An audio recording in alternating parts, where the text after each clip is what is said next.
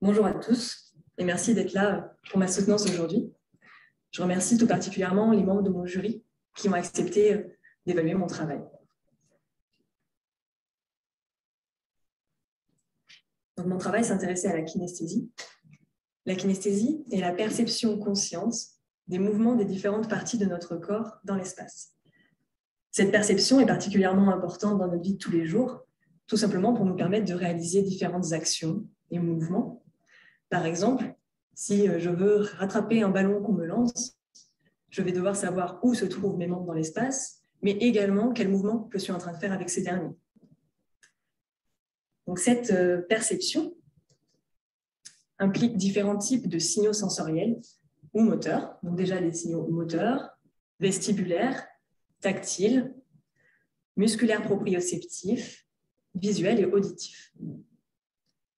Dans mes travaux de thèse, nous nous sommes principalement intéressés à ces trois derniers types de signaux.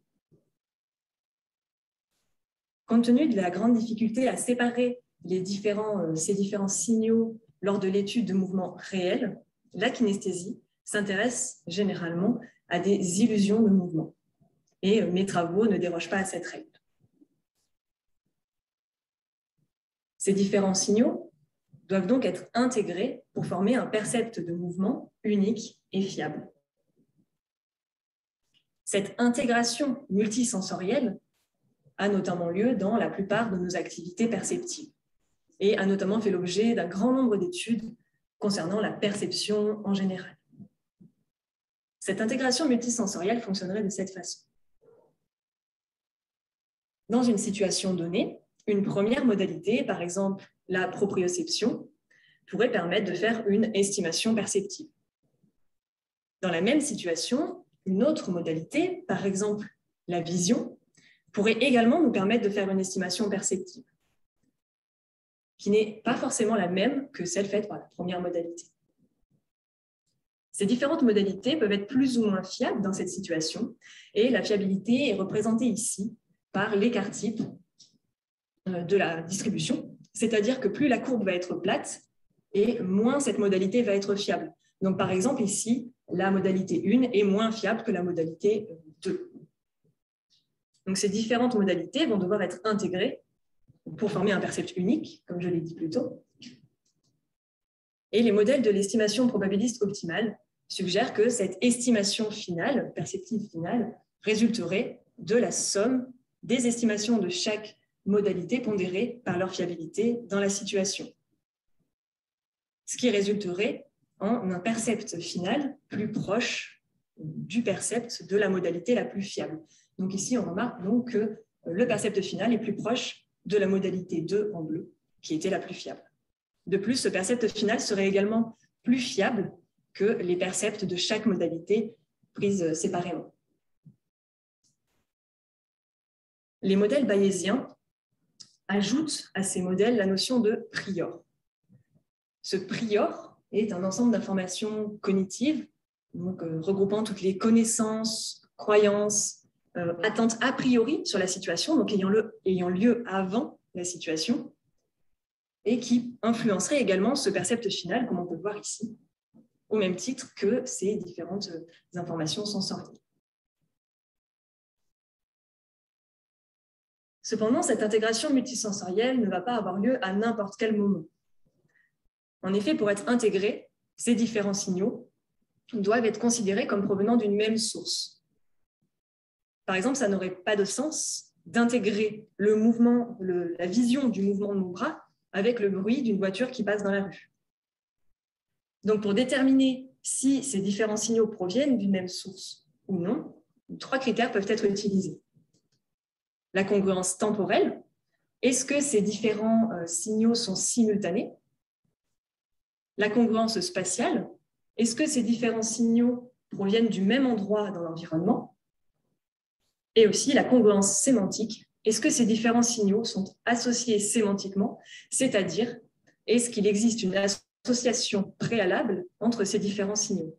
Par exemple, voir un bout de bois bouger et sentir son bras bouger, ce n'est pas congruent sémantiquement, c'est incongruent. Nous n'avons pas l'habitude, ce n'est pas associé préalablement. alors que voir son bras bouger et sentir son bras bouger, c'est congruent sémantiquement.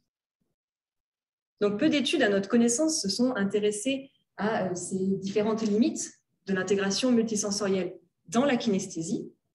Je vais néanmoins vous présenter une de ces études qui s'intéressait à la congruence spatiale dans le paradigme miroir. Donc, je vais dans un premier temps vous présenter ce paradigme miroir qui consiste à dissimuler un bras du participant derrière un miroir, donc ici le bras droit, tandis que le bras gauche se reflète dans ce même miroir. Le reflet ainsi du bras gauche semble être le bras caché de l'autre côté, donc semble être le bras droit. Lorsque le bras gauche du participant va être déplacé passivement, alors que le participant regarde le reflet dans le miroir, ce dernier peut avoir une sensation de mouvement dans son bras droit, qui reste pourtant immobile, comme vous pouvez le voir à l'écran sur la partie de droite. Donc, cette combinaison entre les informations visuelles provenant du miroir et proprioceptives venant du bras gauche permet de générer cette illusion de mouvement appelée l'illusion miroir.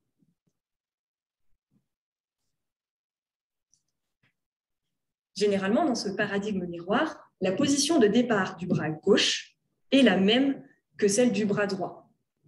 Cependant, Métral et collaborateurs ont fait varier cette position du bras droit, qui pouvait aller d'une position de flexion similaire à celle à la position du bras gauche, jusqu'à une position d'extension totale, et donc présentant 90 degrés d'incongruence avec le bras gauche.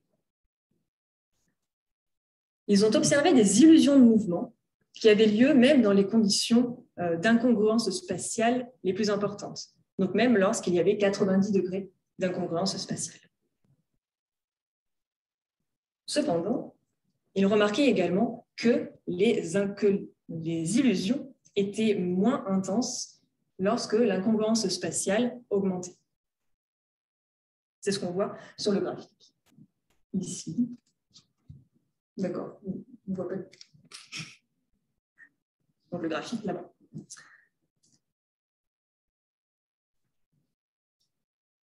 Cette étude que je vous ai présentée montrait la modulation de l'intégration multisensorielle par rapport vis-à-vis de la congruence spatiale.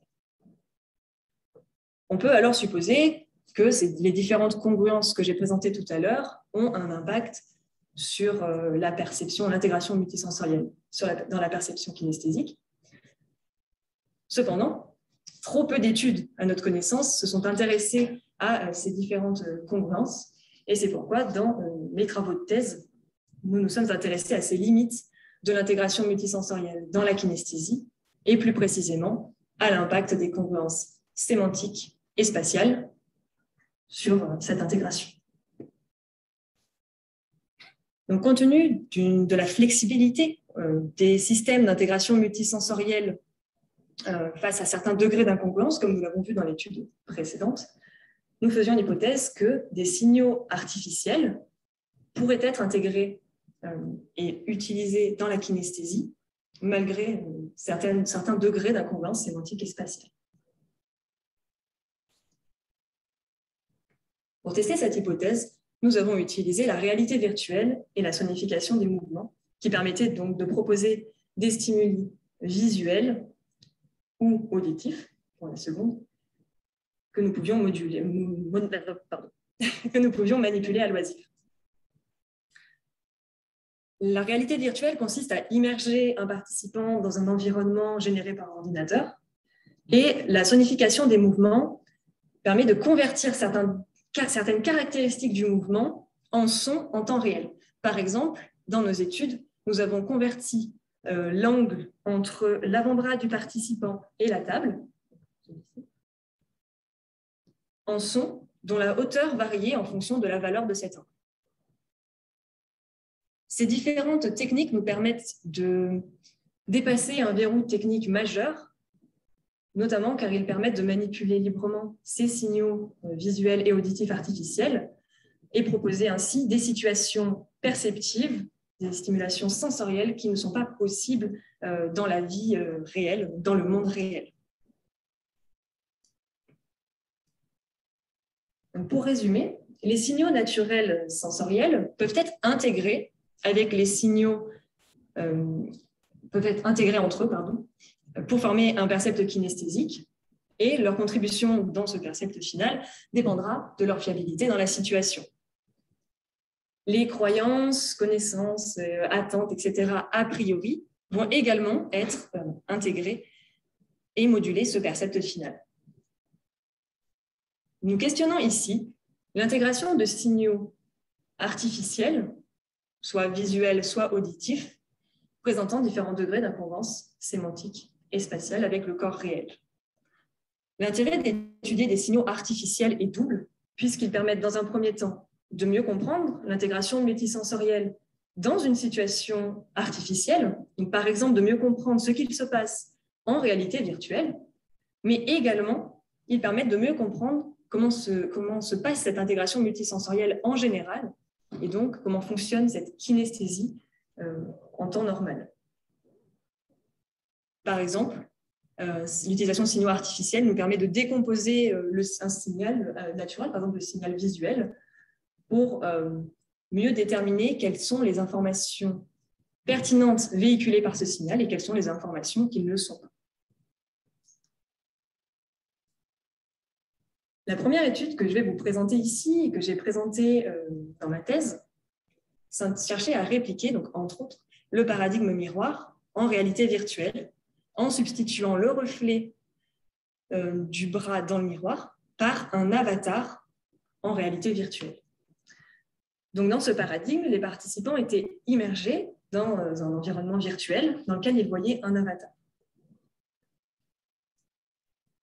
Leur bras gauche réel était déplacé passivement et ce mouvement entraînait le déplacement des deux bras de l'avatar. Donc, cette combinaison entre les informations proprioceptives du bras gauche et les informations visuelles provenant de l'avatar devait conduire à des illusions de mouvement dans le bras droit, qui restait également immobile, comme c'est le cas dans le paradigme miroir traditionnel.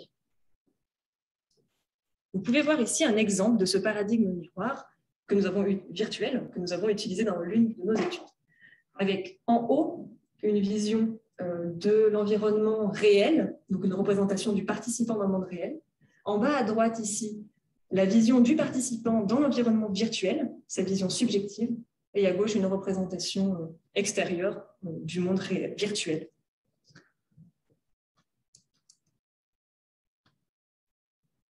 Donc cette condition bimodale que je viens de vous présenter, qui était une condition visio-proprioceptive, pouvait être comparée à une condition proprioceptive dans laquelle les bras de l'avatar étaient dissimulés derrière les boîtes que vous pouvez voir ici.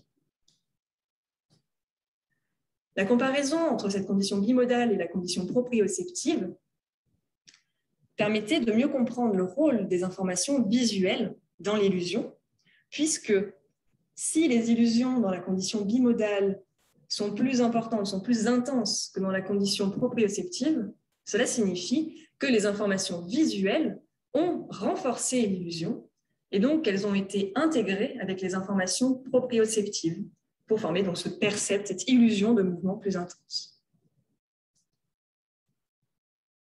Nous avions également utilisé une condition visuelle dans laquelle les deux bras de l'avatar étaient déplacés alors qu'aucun mouvement réel n'était réalisé. Cette condition permettait de mieux comprendre le rôle des informations visuelles lorsqu'elles étaient présentées seules. Nous avons également utilisé une variante de ce paradigme que nous avons appelé le paradigme écho, puisqu'il visait à remplacer la modalité visuelle par la modalité auditive, grâce à la sonification des mouvements. Dans la condition bimodale ici, qui était une condition audio, proprioceptive cette fois-ci, le déplacement passif du bras gauche était associé à des sons correspondant au mouvement des deux bras du participant.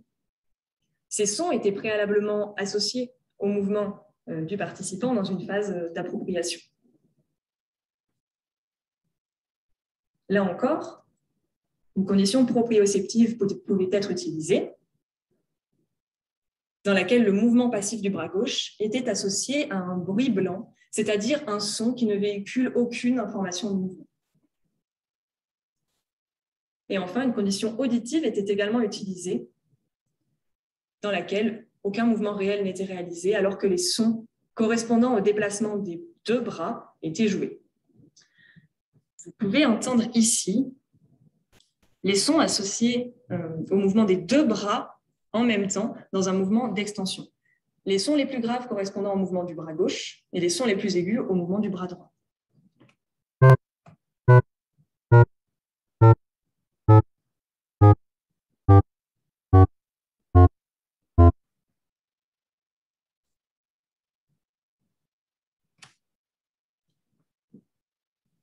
Lors des études que nous avons réalisées, une méthodologie similaire générale était utilisée. Donc deux phases alternées. Une première phase qui servait d'appropriation des stimuli artificiels utilisés, donc soit visuels, soit auditifs. Dans cette phase, les participants devaient bouger activement et librement leurs bras en flexion et en extension. Et ces mouvements étaient associés, étaient couplés avec soit les mouvements de l'avatar en réalité virtuelle, soit les mouvements, soit les sons générés par sonification des mouvements, donc dans les expériences en sonification des mouvements. Donc il y avait soit un couplage visio-moteur, soit un couplage audio-moteur. Cette phase permettait également, dans les études en réalité virtuelle, d'induire une sensation d'incarnation de l'avatar, c'est-à-dire la sensation que l'avatar est notre corps et donc qu'il nous appartient et que nous pouvons le manipuler, le contrôler à loisir. La seconde phase permettait quant à elle d'induire l'illusion de mouvement. Donc, pour cela, nous utilisions le paradigme miroir virtuel ou le paradigme écho que je vous ai présenté à l'instant. Dans cette phase, donc, plusieurs essais étaient réalisés. À la fin de chacun de ces essais, les participants devaient estimer le début et la fin de l'illusion, ce qui permettait d'en calculer la durée maximale étant de 8 secondes, puisque chaque essai durait 8 secondes tout simplement. Les participants devaient également estimer la vitesse de cette illusion, sur une échelle allant de 0, une absence de sensation de mouvement, jusqu'à 10, une sensation de mouvement aussi rapide qu'un mouvement de référence. Ces deux mesures permettaient de caractériser l'intensité de l'illusion sur deux versants différents, bien que corrélés.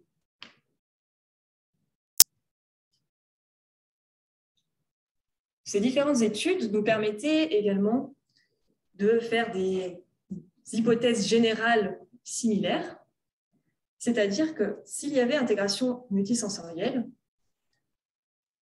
alors les illusions dans une condition bimodale, donc ici visio-proprioceptive, devaient être plus intenses que les illusions dans chacune des conditions unimodales, donc plus intenses qu'en conditions proprioceptives et plus intenses qu'en conditions visuelles. Et c'est trop bien. Plus intenses qu'en conditions visuelles. Évidemment, la même chose est valable lorsque l'on s'intéresse à une condition audio-proprioceptive. S'il n'y avait pas d'intégration multisensorielle, alors les illusions dans la condition bimodale, donc je reprends l'exemple de la condition visio-proprioceptive, ne devaient pas être différentes, donc devaient être similaires aux illusions dans l'une des conditions unimodales, donc soit la condition proprioceptive, soit la condition visuelle. Ce qui témoignerait du fait que seule cette condition-là, cette modalité aurait contribué à l'illusion. Là encore, la même chose est valable lors d'une condition audio-proprioceptive. Nous nous sommes donc intéressés dans un premier temps à la congruence sémantique dans le sens d'une association préalable entre les stimuli. Nous faisions l'hypothèse que les informations visuelles de mouvement provenant d'un avatar en réalité virtuelle contribueraient à la kinesthésie malgré une certaine forme d'incongruence sémantique. En effet, pour tester cette hypothèse, nous avons cherché à répliquer donc, ce paradigme miroir en réalité virtuelle. Donc, nous avons utilisé le paradigme miroir virtuel présenté tout à l'heure. Dans le paradigme miroir traditionnel, l'information visuelle utilisée est le reflet dans le miroir. Et compte tenu de la grande symétrie droite-gauche de notre corps, ce reflet dans le miroir ressemble énormément au bras sujet à l'illusion. Donc le reflet du bras gauche ressemble énormément au bras droit. Ce n'est plus le cas en réalité virtuelle quand nous utilisons un avatar qui est clairement généré par ordinateur et c'est tout à fait visible. De plus, il n'est pas individualisé, donc il ressemble beaucoup moins à notre bras que le reflet dans le miroir. De cette façon, une certaine forme d'incongruence sémantique est induite et c'est ce que nous cherchons à tester ici.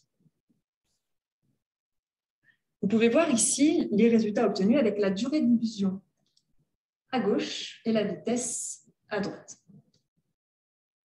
en fonction des différentes conditions expérimentales, donc bimodales, proprioceptives et visuelles.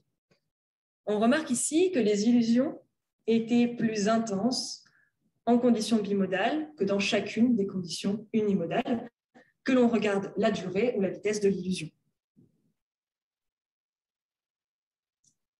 Ce résultat nous indique donc que les informations visuelles avaient contribué à la kinesthésie et donc qu'elles avaient été traitées comme si elles provenaient du corps réel en étant intégrées avec les informations proprioceptives.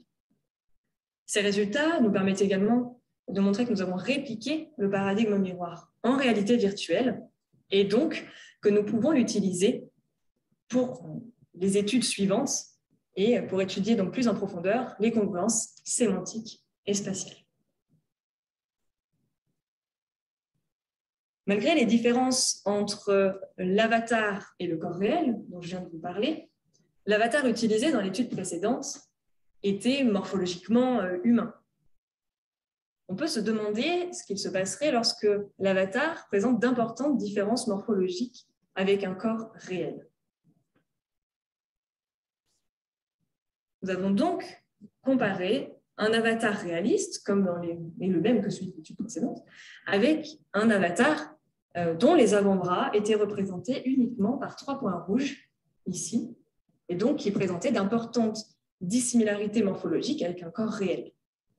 Cette dissimilarité morphologique induisant donc une incongruence sémantique plus importante que pour l'avatar réaliste.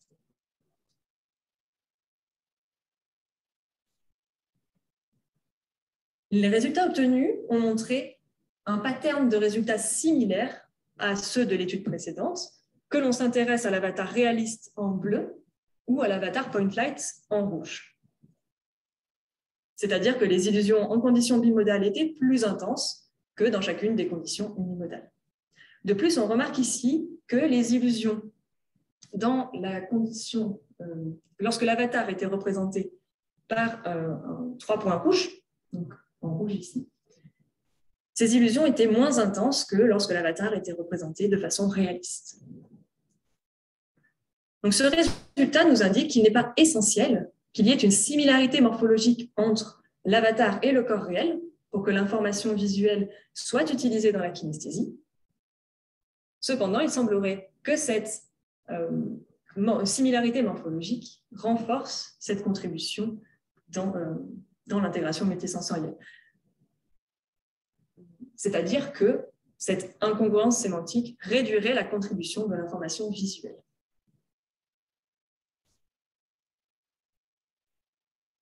Nous nous sommes ensuite intéressés à la congruence sémantique, Nous nous sommes ensuite intéressés à la congruence sémantique pour la modalité auditive.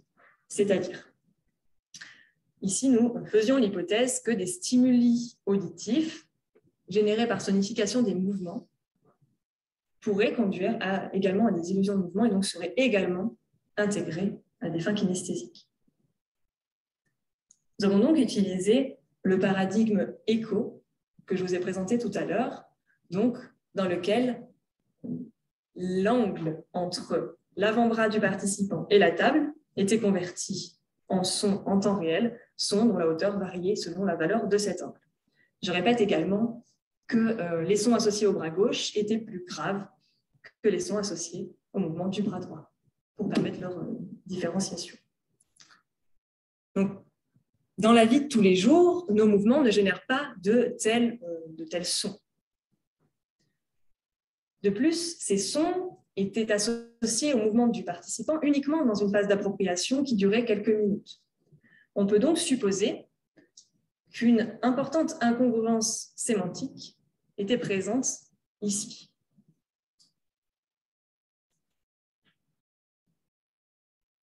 Les résultats que nous avons obtenus ont montré qu'il n'y avait pas de différence significative entre la condition bimodale et la condition proprioceptive. Cela signifie que les informations auditives n'avaient pas contribué à l'illusion de mouvement, résultat qui est corroboré par le fait que les illusions dans la condition auditive étaient beaucoup moins intenses que dans la condition bimodale. Ainsi, les sons utilisés ici n'avaient pas contribué à la kinesthésie. Cependant, nous ne pouvons pas faire de conclusion générale sur l'utilisation d'informations auditives dans la kinesthésie avec ces résultats, puisque d'importantes limites méthodologiques ont pu interférer avec ces résultats. Par exemple, nous avons utilisé des sons qui étaient très peu spatialisés, c'est-à-dire que nous utilisions uniquement la stéréo. Or, nous savons que pour le mouvement, la dimension spatiale peut être particulièrement pertinente. En outre, il était assez difficile de dissocier, de différencier les sons associés au bras gauche de ceux associés au bras droit, malgré leur différence de hauteur, comme vous avez pu l'entendre tout à l'heure. Donc, de futures études sont requises ici pour mieux comprendre le rôle des informations auditives dans la kinesthésie. Pour conclure sur la congruence sémantique, donc les signaux visuels de mouvement qui provenaient d'un avatar vu à la première personne contribuaient à la kinesthésie. Cette contribution était néanmoins moins importante lorsque l'avatar était présenté d'importantes dissimilarités morphologiques avec un corps réel, même si cette contribution avait tout de même encore lieu. Les signaux auditifs de mouvement, quant à eux, ne contribuaient pas à la kinesthésie, tout du moins dans l'étude que nous avons réalisée. On peut ainsi conclure qu'une certaine incongruence sémantique va moduler, mais ne va pas forcément empêcher la contribution de stimuli visuels à la kinesthésie.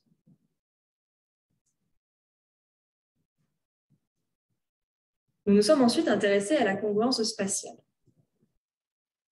Pour cela, nous avons joué sur la perspective de vue de l'avatar dans la réalité virtuelle.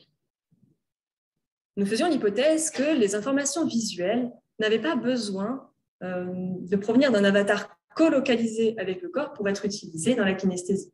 C'est-à-dire qu'il n'avait pas besoin que ces informations visuelles pouvaient provenir d'un endroit différent de celle de la localisation du corps du participant.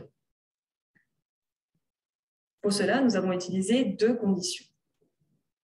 Une première condition dans laquelle un avatar à la première personne était représenté, tandis qu'un avatar dans la perspective miroir était également visible. Cette perspective miroir consiste à présenter un avatar dans un miroir faisant face au participant. C'est ce que vous voyez ici.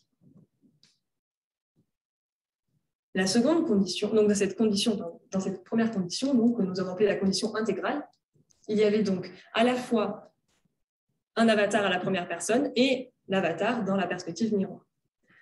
La seconde condition utilisée ici était juste une condition miroir dans laquelle seule la perspective miroir était disponible. Donc, aucun avatar à la première personne n'était représenté dans l'environnement virtuel.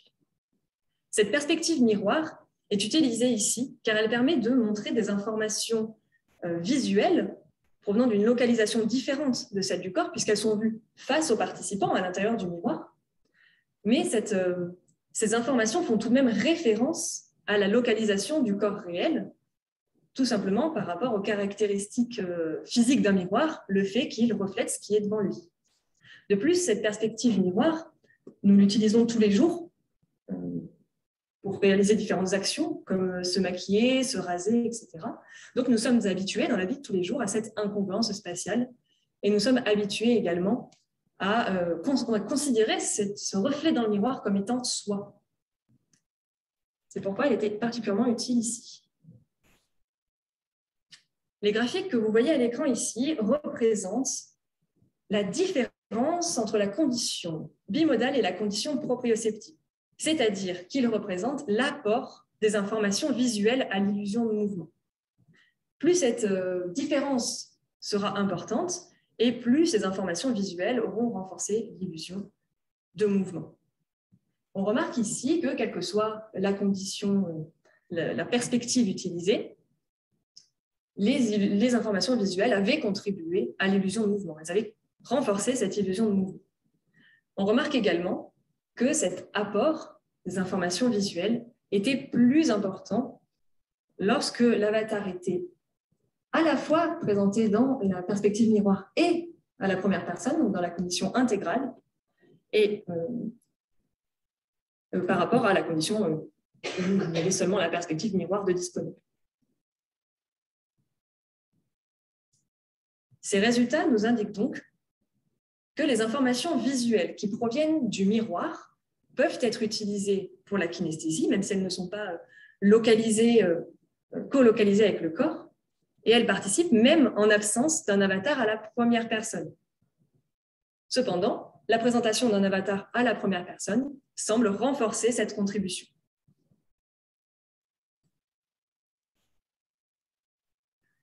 Comme je l'ai dit plus tôt, la perspective miroir fait référence à la localisation du corps du participant. De plus, nous sommes habitués à utiliser cette perspective dans la vie de tous les jours. Ce n'est pas le cas lorsqu'on s'intéresse à la perspective à la troisième personne. Pourtant, cette perspective à la troisième personne peut être utilisée efficacement pour agir dans certains environnements virtuels, par exemple dans les jeux vidéo, ou même dans le monde réel, par exemple pour la téléopération. Nous faisions donc l'hypothèse qu'un avatar à la troisième personne pourrait participer à la kinesthésie, mais que cette contribution serait moins importante que la contribution d'un avatar dans une perspective miroir. Nous avons alors comparé un avatar vu dans une perspective miroir, donc vu face aux participants et bougeant en miroir, à un avatar à la troisième personne, donc vu de profil, soit sur la gauche, soit sur la droite du participant. Les graphiques ici représentent de nouveau la différence entre la condition bimodale et la condition proprioceptive. Donc, ils représentent de nouveau l'apport des informations visuelles à l'illusion.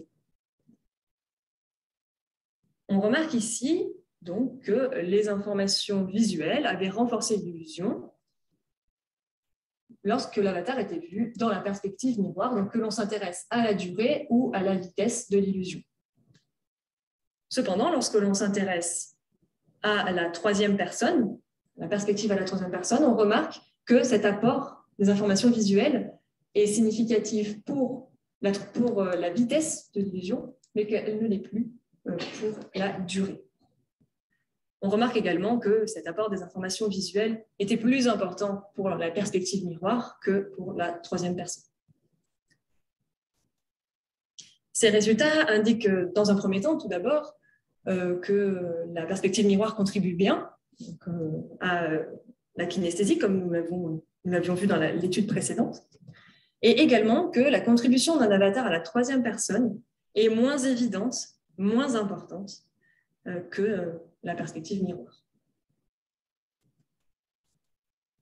Ainsi, les informations visuelles de mouvement qui proviennent d'un avatar en réalité virtuelle contribuent à la kinesthésie lorsqu'il est vu dans une perspective miroir et également lorsqu'il est vu à la troisième personne, mais d'une façon moins évidente et moins importante. On remarque également que la présentation d'un avatar à la première personne, en plus de cette perspective miroir, va renforcer la contribution de l'information visuelle. On peut ainsi conclure qu'un certain degré d'incongruence spatiale va limiter, mais ne va pas empêcher, la contribution des informations visuelles de mouvement provenant de l'avatar.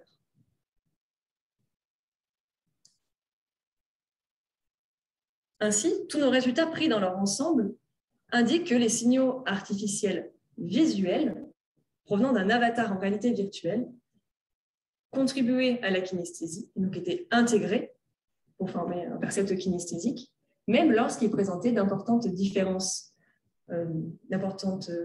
morphologiques, donc incongruences sémantiques, et également lorsqu'ils présentaient des incongruences spatiales avec le corps réel.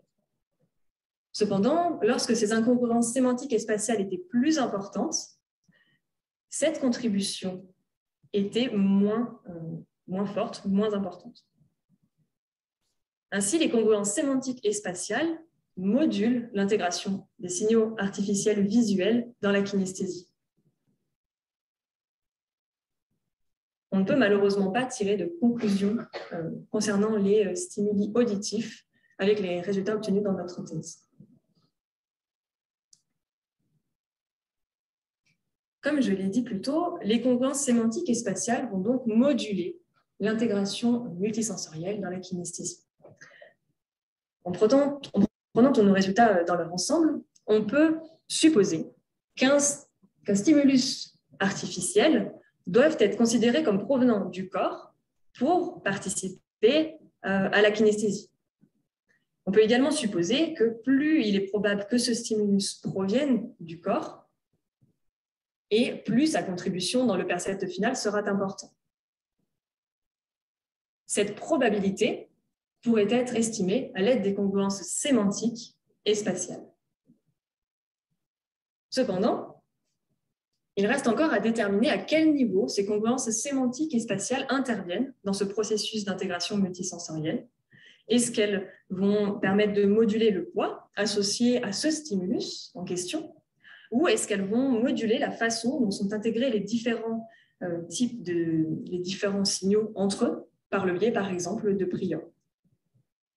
Donc, de futures études sont nécessaires pour déterminer quel est le niveau d'action de ces congruences sémantiques et spatiales dans cette intégration multisensorielle. Enfin, nos résultats permettent de faire quelques perspectives cliniques. Par exemple, le paradigme miroir traditionnel est utilisé dans les thérapies miroirs. Par exemple, pour réduire les douleurs fantômes de personnes amputées d'un membre ou pour améliorer la récupération chez des personnes présentant des hémiparésies.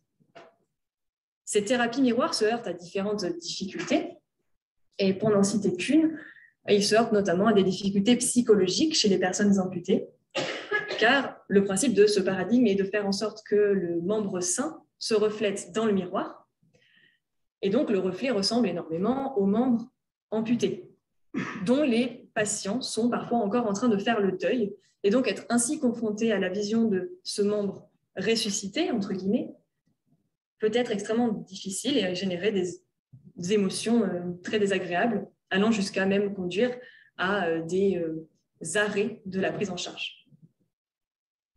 L'adaptation de ces thérapies en réalité virtuelle permettrait de présenter un avatar non réaliste, donc ressemblant très peu à ce membre perdu, ce qui permettrait de réduire ces réactions émotionnelles désagréables, mais également de conserver leur efficacité, puisque nous avons montré ici que même un avatar dont les avant-bras sont représentés par 3 points peuvent contribuer à la kinesthésie, être utilisés pour générer des illusions de mouvement. Donc, de futures thérapies pourraient être ainsi développées en tenant compte de ces points-ci et ainsi améliorer l'acceptation des thérapies tout en conservant leur efficacité. Merci à tous.